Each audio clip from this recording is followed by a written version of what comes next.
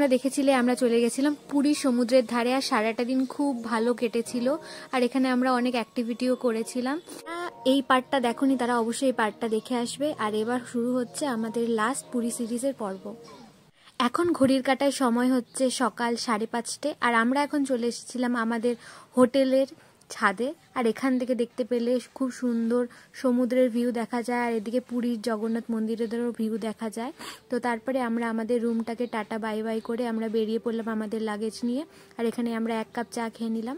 আমরা এখন হোটেল থেকে বেরিয়ে গেছি, এখন বাজে হচ্ছে 6:40।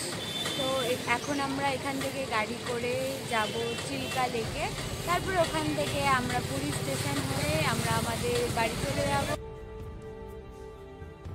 আমরা এই গাড়ি করেই যাব আমাদের গন্তব্যস্থল চিল্কা লেক, আবার সেখান থেকেই আমরা হচ্ছে আমাদের স্টেশনে আসব, পুরী স্টেশনে, যেখান থেকে আমরা আবার শিলিগুড়ির উদ্দেশ্যে রওনা দেব।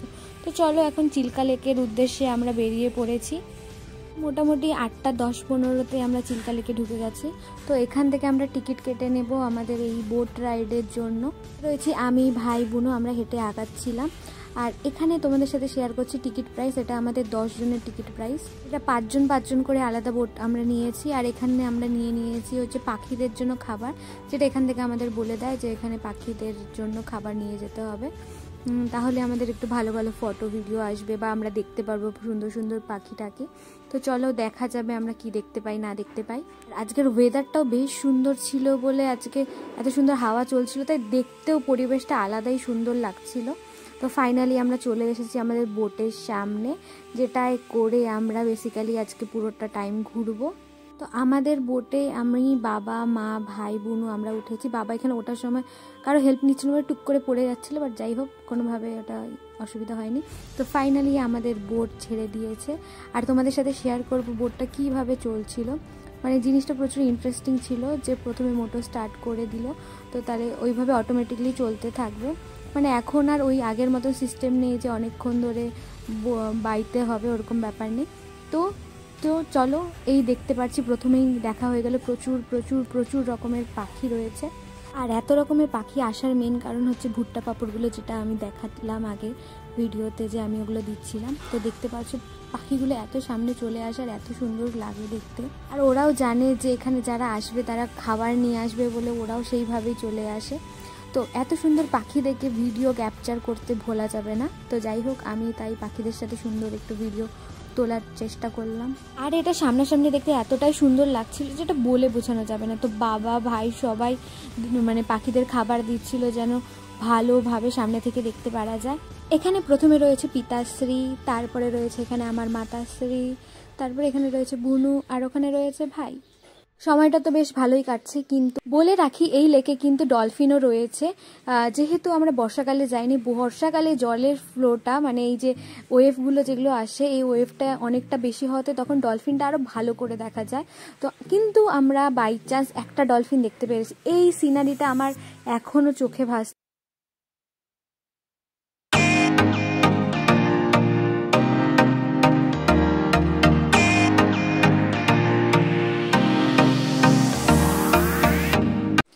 এই জায়গাটা জলটা এতটা সুন্দর লাগছিল।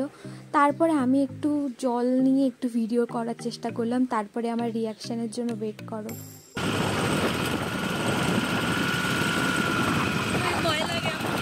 এখানে রয়েছে অনেক ছোট ছোট দ্বীপ, তো তার মধ্যে আমরা চলে যাচ্ছি যেই দ্বীপে, এখানে হচ্ছে মেনলি লাল কাঁকড়ার জন্য ফেমাস।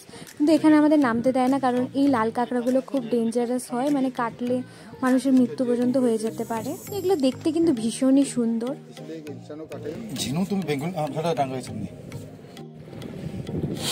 सुनिए सर, हिंदी में हम लोग इसको सीप बोलते हैं, शायद आप लोग बंगाली लैंग्वेज आप सामुंग बोलते होंगे।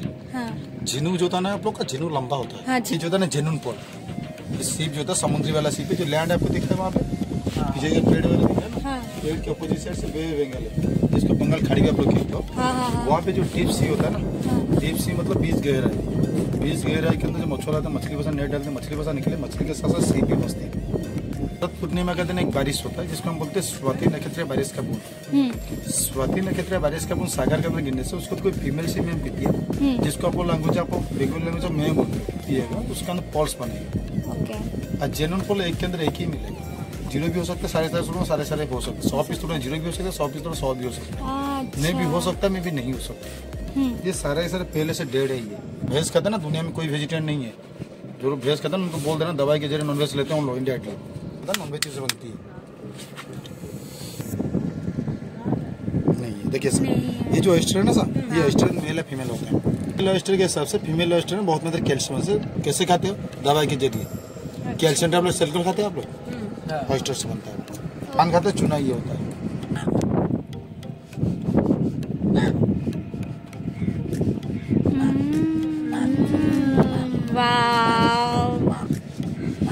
ये फल सर क्योंकि सर हमारे सनातन धर्म के हिसाब से ना मोती समुद्र का अल्मोदन माना जाता है, इसको लोग पूजा भी। अच्छा ये जो चीजें आप लोग आंगूठी कर सकते हो, इयरिंग कर सकते हो। রিয়েল কিনা সেটা বোঝানোর জন্য আমাদের এরকম বাটাম দিয়ে মেরে দেখায়। তো এখানে দেখো এরকম দাগ বসে যায়। जेनुइन मोती जो है ना कैल्शियम के डिपोजिट से बनती है। हाँ देखिए ये होता है कोरल रीफ, जो समुद्र चट्टान होता है। ये इंडिया में 2000 से मिलता है, अंडमान में लक्षद्वीप में मिलता है।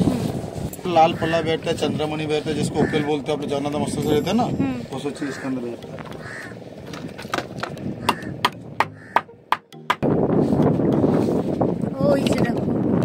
लाल पल्ला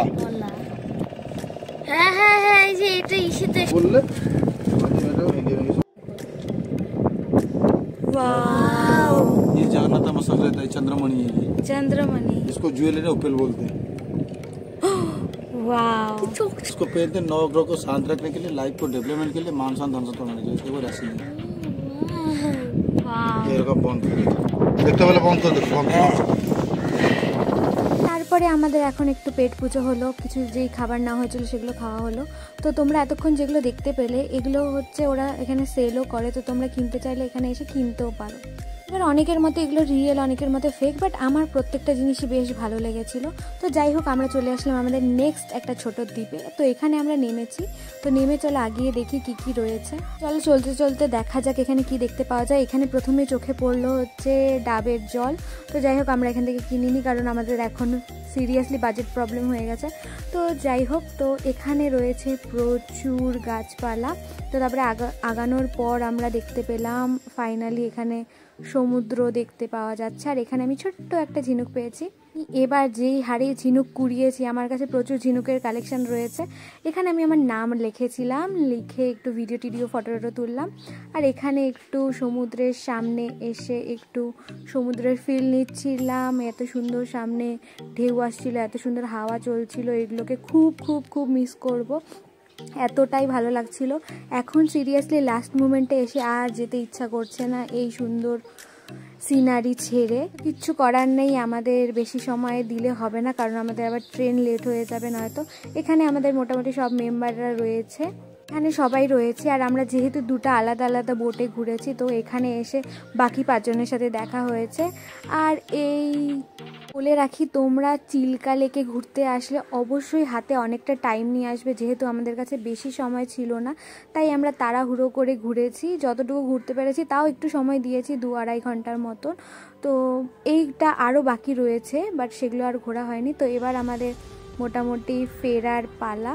তো আমরা এখানে লেক থেকে বেরিয়ে চলে এসেছিলাম খাবার খেতে। এখানে মাছ, ডাল, ভাত দুপুরের লাঞ্চ করে নিয়েছিলাম। আর আমরা এই ধাবাটায় দাঁড়িয়েছিলাম, তোমাদেরকে ঘুরিয়ে দেখাচ্ছি। আমরা এখানে ফটাফট খাওয়া দাওয়া করে বেরিয়ে পড়েছি স্টেশনে যাওয়ার উদ্দেশ্যে। তো ফাইনালি আমরা ট্রেনে উঠে গেছি, আর আমাদের ট্রেনের টাইম ছিল 3টায়। তো আমাদের ঠিক টাইমে ট্রেন ছেড়ে দিয়েছে। আর এখানে আমরা খেয়েছিলাম ডাল, আলু ভাজা, তারপরে এখানে পনিরের সবজি, পাঁপড়, ভাত, আর আরেকটাই ছিল হচ্ছে ডিমের তরকারি। তো ফাইনালি আমরা পৌঁছেও গেছি। এখন বাজে 2টা 21। আমাদের সাথে দেখা হচ্ছে নেক্সট ব্লগে। Thank you for watching.